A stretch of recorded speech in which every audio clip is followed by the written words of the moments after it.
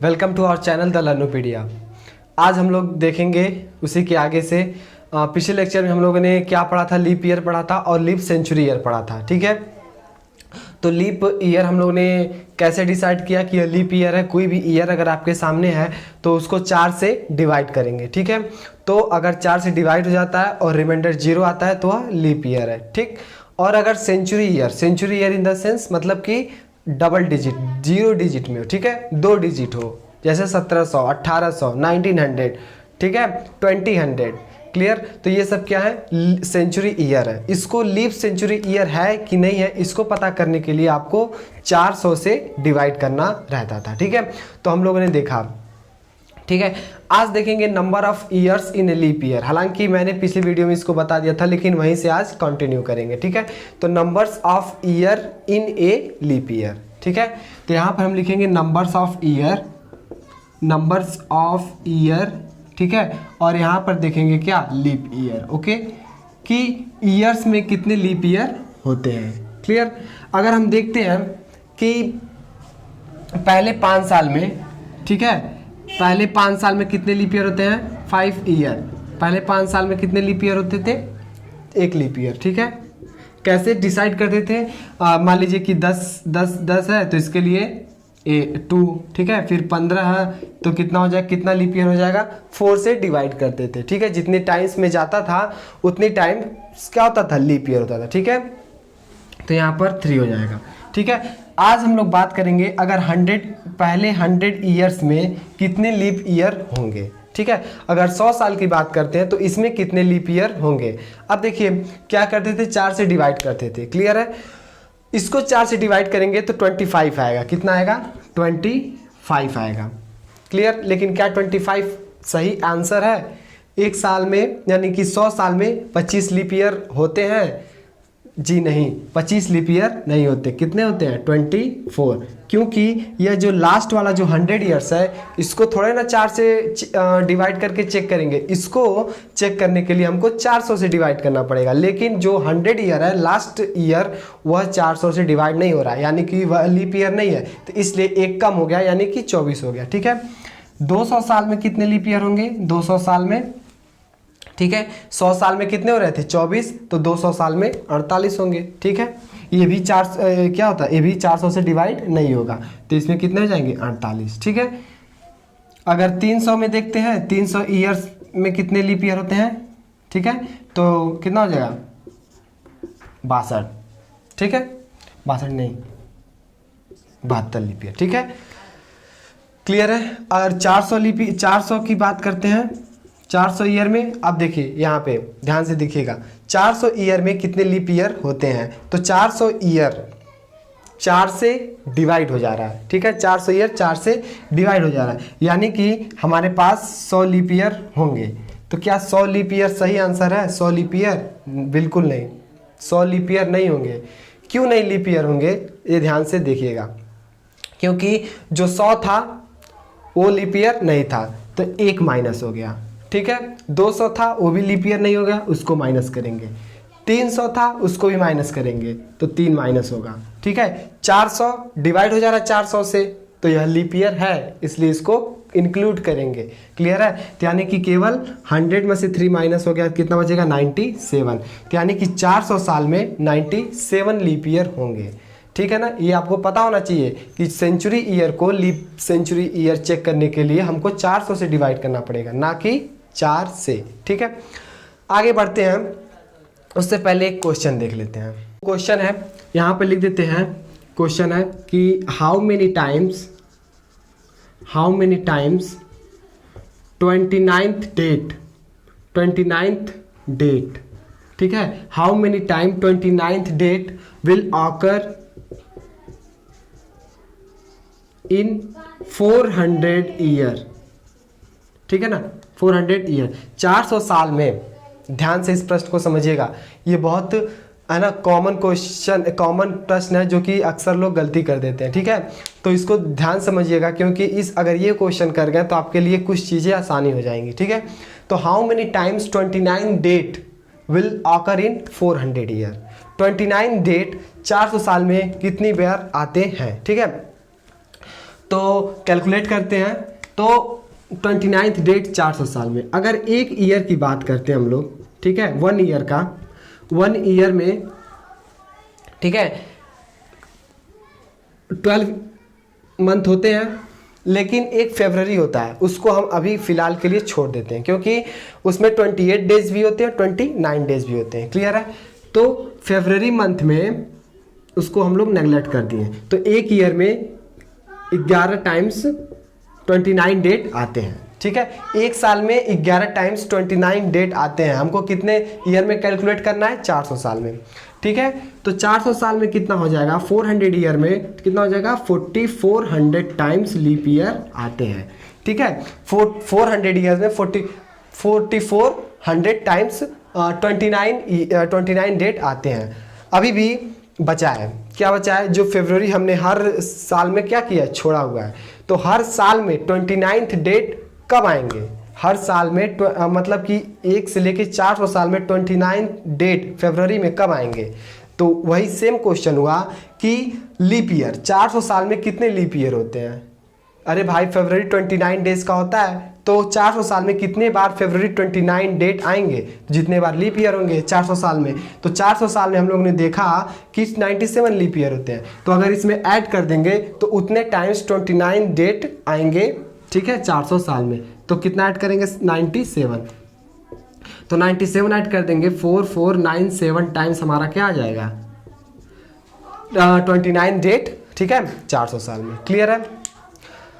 आगे बढ़ते हैं। अब देखेंगे ऑड डेज। ऑड डेज क्या होता है कि the reminder of 7 is called odd days. Calendar में स्पेशली ऑड डेज को 7 से अगर डिवाइड करते हैं किसी भी नंबर को और जो भी रिमाइंडर आता है तो उसको हम लोग बोलते हैं ऑड डेज। ठीक है, जैसे कि अगर 15 है तो 15 का ऑड डेज कितना होगा? 1 होगा ना, 1 होगा ना, क्योंकि अगर 7 से डिवाइड करते हैं तो रिमाइंडर 1 आता है। ठीक है, फिर 15 का हो गया। 22 का देखते हैं, इसका भी रिमाइंडर कितना आएगा? 1 ही आएगा। ठीक है, 8 का देखते हैं, इसका भी रिमाइंडर 1 आएगा। ठीक है, और भी देख लेते हैं, 25 का देख लेते हैं। ठीक है, तो 7 3 21, 22 23 24 25, एक कितना रिमाइंडर आएगा? 4 आएगा। क्लियर है? तो 7 से डिवाइड करने के बाद जो भी रिमाइंडर बचता है उसको हम लोग ऑड डेज देखते हैं। ये कॉन्सेप्ट क्लियर होना चाहिए, क्योंकि आगे का जो मैं क्वेश्चन बताऊंगा, ये आगे का लगभग पूरे के पूरे क्वेश्चन ऑड डेज पर ही डिपेंड करता है। ठीक है, तो 25 का ऑड डेज कितना हो गया? 4 हो गया। 7 का ऑड डेज कितना होगा? 0 होगा, क्योंकि 7 में 7 डिवाइड करेंगे, रिमाइंडर क्या आएगा? 0 आएगा। ठीक है,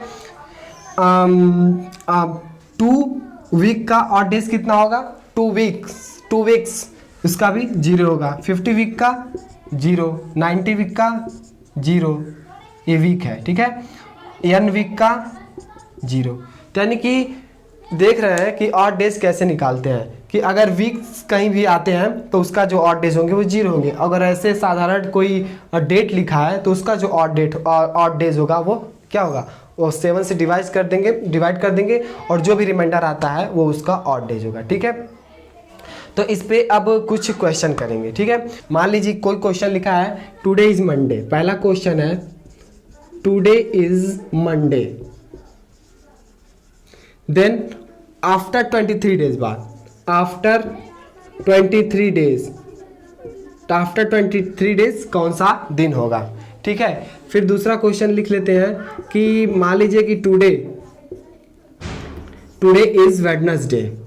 ठीक है, टुडे हमारा क्या है? वेडनेसडे है। तो आफ्टर 15 डेज बाद।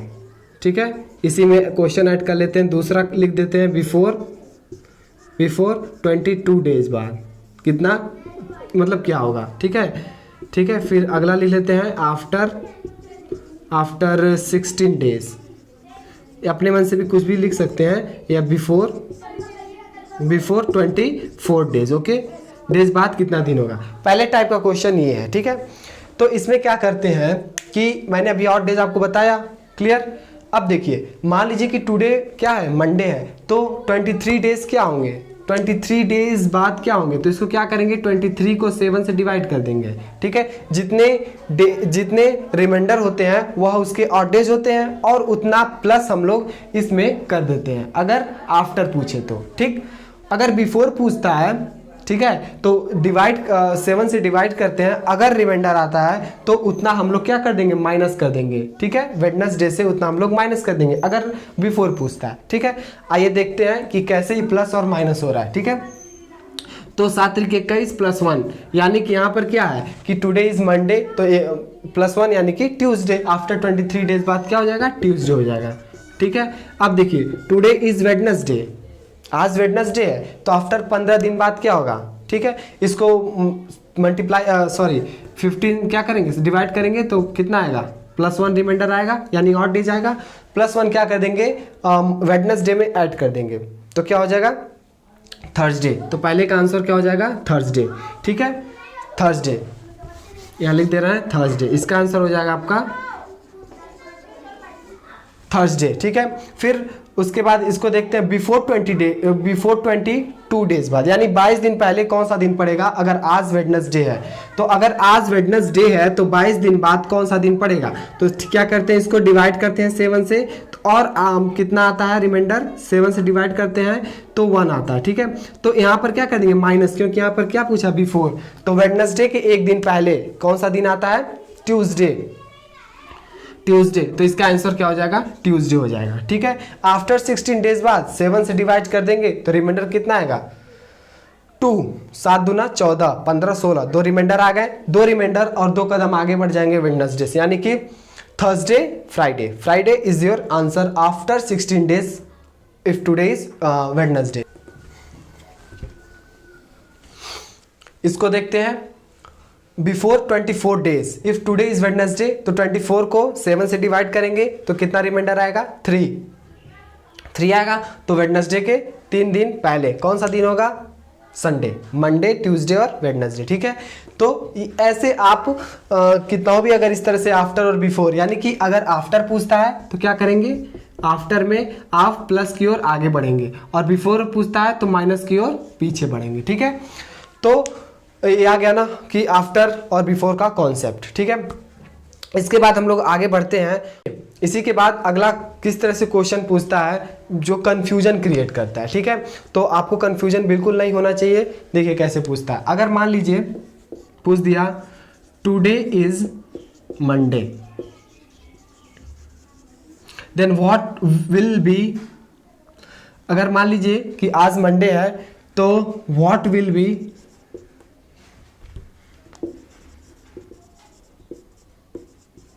आफ्टर नहीं, आफ्टर का कॉन्सेप्ट और बिफोर का कॉन्सेप्ट मैंने कर दिया। What will B 15th days, ठीक है ना। What will B 15th days, मतलब कि अगर आज मंडे है तो 15वां दिन कौन सा होगा, इसका जो हिंदी होगा वो क्या होगा, 15वां दिन कौन सा होगा, ठीक है, कौन सा होगा, ये भी पूछ सकता है। अभी तो पूछ रहा था कि 15 दिन बाद या 16 दिन बाद या 17 दिन बाद, 20 दिन बाद, 24 दिन बाद पूछ रहा था, लेकिन अब मान लीजिए पूछ दिया कि 24वां दिन, 15वां दिन। अगर आज वेडनेसडे है तो 15वां दिन कौन सा दिन पड़ेगा, अगर आज मंडे है, ठीक है, तो 15वां दिन कौन सा पड़ेगा, ठीक है। तो 15वां दिन कब आता है, यानी हम लोग क्या लिख सकते हैं, आफ्टर 14, 14 दिन बाद 15 दिन आता है, ठीक है। तो 14 दिन बाद 15 दिन आता है तो वही पिछला वाला क्वेश्चन हो गया। If today is Monday then what will be after 14 days, तो हम लोग क्या करते थे, 7 से डिवाइड करते थे, रिमाइंडर अगर आता है तो उतना आगे बढ़ जाते थे। तो देख रहे हैं कि 14 में रिमाइंडर 0 आ रहा है, ठीक है, तो वही डेट होगा 14 दिन बाद भी, ठीक है, यानी कि 15वां दिन भी क्या होगा, मंडे, ठीक है। अगर 16वां दिन पूछे तो आफ्टर 15 डेज, 19 डेज पूछे तो आफ्टर 18 डेज वाला कॉन्सेप्ट लगा देंगे, ठीक है। तो इसीलिए मैं बोल रहा था कि ऑड डेज आपके लिए बहुत ज़्यादा महत्वपूर्ण है, ठीक है। इसके लिए आपको 7 का टेबल आना चाहिए, क्लियर। अगला टाइप का क्वेश्चन है, ठीक है, वो भी बहुत ही आसान है, ठीक है, जैसे ये था वैसे वो भी है, वो मात्र इससे भी आसान वह दूसरा टाइप का है। क्वेश्चन लिखने में बहुत ज़्यादा कन्फ्यूजन होगा, लेकिन आपको केवल कैलकुलेट करना है, एक एडिशन करना है, उसके बाद ऑड डेज निकालना है, फिर प्लस मतलब कि आफ्टर और निगेटिव मतलब कि बिफोर करना है, ठीक है। If 2 days after yesterday